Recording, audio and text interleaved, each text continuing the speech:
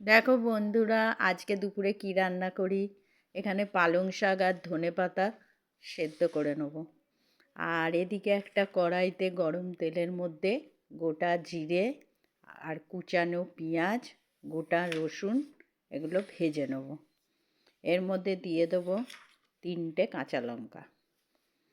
এগুলো সব একসাথে ভাজা ভাজা হয়ে গেলে মিক্সিতে পেস্ট করে নেব।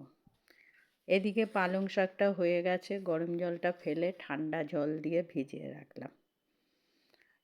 এটাকে ওই মশলাটার সাথেই পেস্ট করব। আর এদিকে কটা কুচানো টমেটো দিয়ে দিলাম। এটাও একটু ভাজা ভাজা হোক, পালং শাকের সাথে একসাথে পেস্ট করে নেব। এদিকে একটা বাটিতে কিছুটা টক দই নিয়ে নিলাম। এই টক দইটার মধ্যে মশলা দেবো, হলুদ গুঁড়ো, লঙ্কার গুঁড়ো,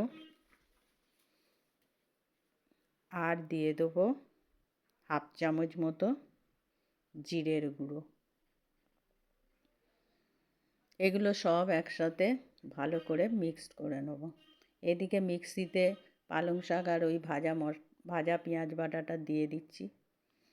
তেলে দিয়ে দিলাম 1 চামচ মাখন আর কতগুলো গোটা গরম মশলা। এবার দিয়ে দিলাম দইয়ের পেস্টটা। এটা এবার একটু কষিয়ে নিই। তেল ছেড়ে দিয়েছে। এবার দিয়ে দেবো এই পালং শাক আর মশলার পেস্টটা।